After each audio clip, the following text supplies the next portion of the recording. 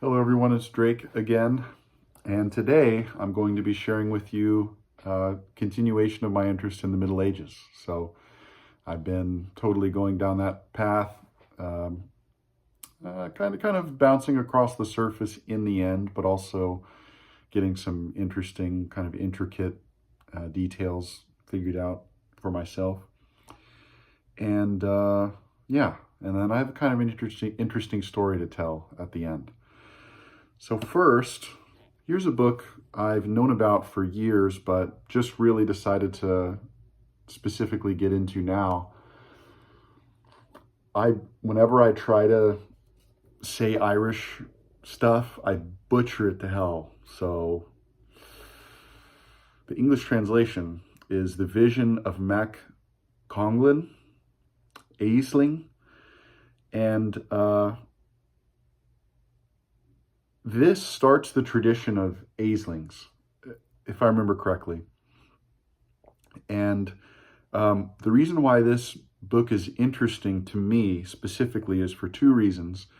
One reason is because I haven't read it anywhere specifically, but one way you can read Finnegans Wake is that it is a book of dream visions, and the Aisling tradition is also in this, kind of dream-like tradition.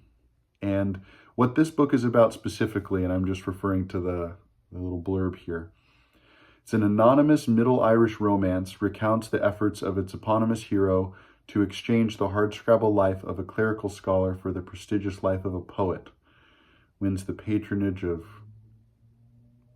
Cathal MacFingwin, the King of Munster, rescuing him from the demon of gluttony by reciting fantastic food-laden vision of alternate worlds. And 11th century satiric narrative poem.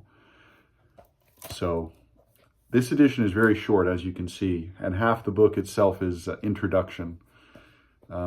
Syracuse University Press, translated by Lainey Preston Matto.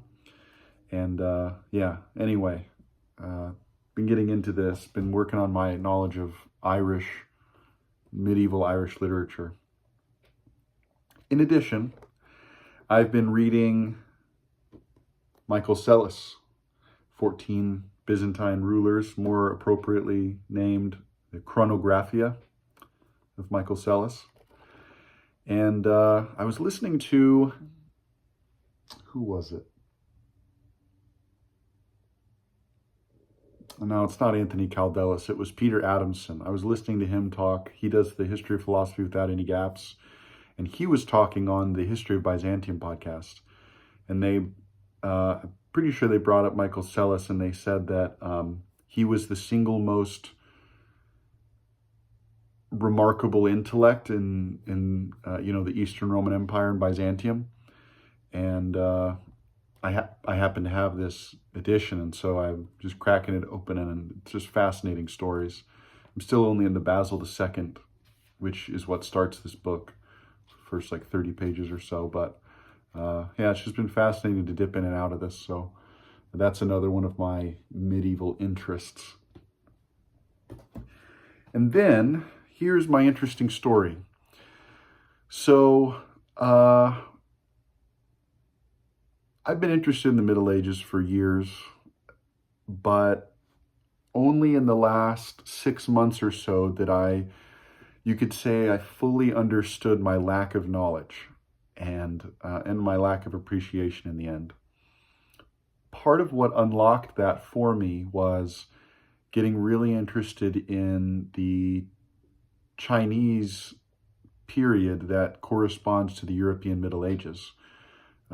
So chiefly the Tang Dynasty and the Song Dynasty. The poetry from that period, the history from that period is just fascinating. The artwork, just everything is just blew me away. And it just so happened that I was also reading the Inferno, the first part of the Divine Comedy, pretty deeply. It was my first real read in the end. I did read the Longfellow translation years ago, but I didn't know what I was really doing then. So I count this one as my first real read, the Ciardi translation. And it was an interesting, I think you could say, like, dialectical process where, oddly enough, reading Chinese literature and scholarship and just the depth of scholarship they had kind of unlocked Dante for me. And then reading Dante and following the trail of all these allusions and specific historical references in his works unlocked the Middle Ages for me. And so after that, it was over. I had to learn more about the Middle Ages. And, I just do my typical thing. I get into it. It ends up being, a lot of scholarly works published by university presses is what I end up being especially interested in. And the two areas in the Middle Ages I found myself reading the most is medieval philosophy and medieval chronicles. And so, as I do, I look on AbeBooks mainly for used and antiquarian books. It seems to be the best quality and best, easiest way to find things. And so, trawling AbeBooks, found some really interesting stuff.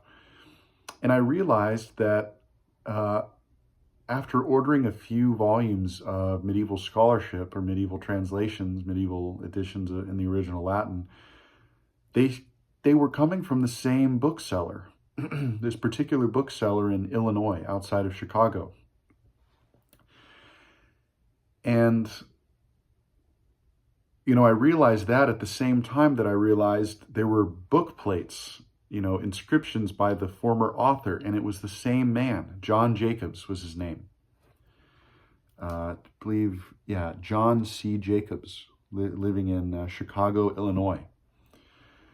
And so I reached out to the bookseller and I asked, I said, I've been ordering from your bookstore periodically, and I've realized I've now ordered a couple books from the same man, John C. Jacobs. Do you have a list or a photograph of all the works you purchased from him? And then I just sent that email out. And the bookseller was nice enough to respond and say that he was fortunate enough to purchase John Jacobs' library when he passed away.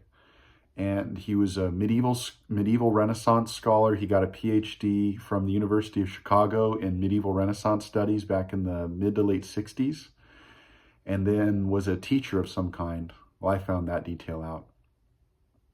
But yeah, so had an amazing medieval Renaissance library. And so the bookseller gave me the little, code letters and words that I would need to search on their site, on their AbeBooks shop, storefront, I think is the name, to find John Jacobs' books. And I searched them. I found a bunch of other stuff I want.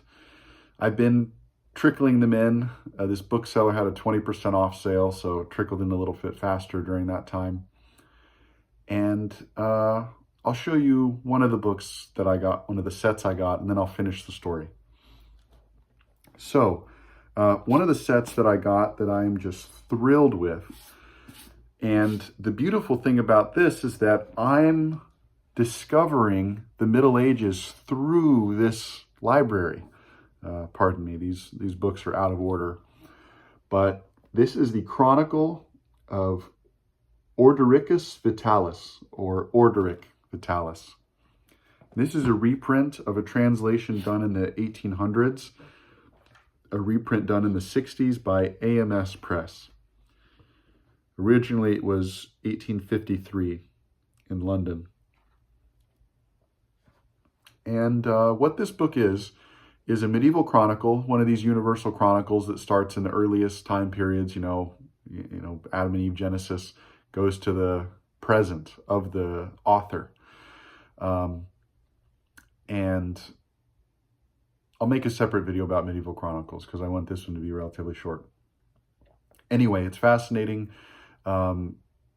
his mother was almost certainly English, and then his father was Norman French. He was educated in Normandy, and when he wrote this history of his abbey, when he was covering the Norman invasion, he was basically on both sides. Whenever something really bad would happen to the English, he writes about it in this, in a sense of lamentation.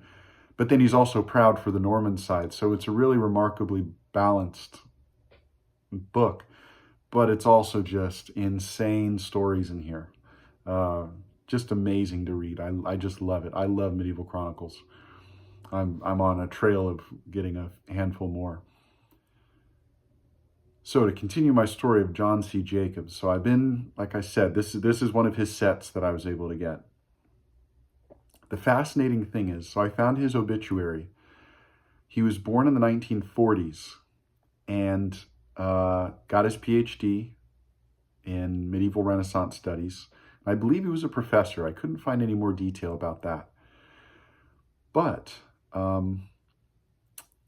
from when these books were published, I found out that, give or take, when he was buying many of these books of the Middle Ages back in the 60s and or early to mid 70s, he was about my age. So when he was discovering these works, or at least reading these maybe for the first time, getting these in his own personal library that he preserved until he passed in 2020, I'm on a similar trajectory. So, he passed these books along to me, and I will preserve them and pass them along to, let's see, someone in, what would be the equivalent? Let me think about it for 1 second.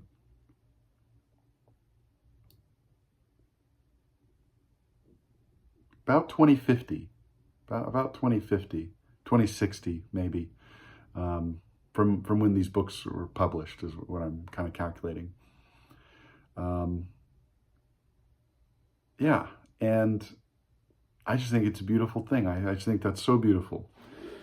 And I feel very fortunate that I can be the steward for these into the future. I also found that tragically his wife passed away 2 years after he did in 2022. And she was a cellist. In her obituary, she asked for, rather than flowers sent necessarily, to donate to the Chicago Symphony Orchestra. And so they just must have lived a beautiful life. And here's one last one. I've already showed this one here on this channel before, but this is the first book I bought of John C. Jacobs. Peter Abelard's Sic et Non, published by University of Chicago Press back in the 60s. And I didn't realize it is only in Latin. The actual text is only in Latin. The, like the introduction and notes are all in English. But at this point, I've decided, I have to learn Latin. There's only one option, and that's the option. I have to learn Latin. Both for classical stuff, Virgil and so on, but also now that I'm this into the Middle Ages, Latin has to be the next language I learn specifically. And luckily, with French and Spanish, English, Latin's not too far away. It's a few years away, but it's not too far away. Chinese, that's far away.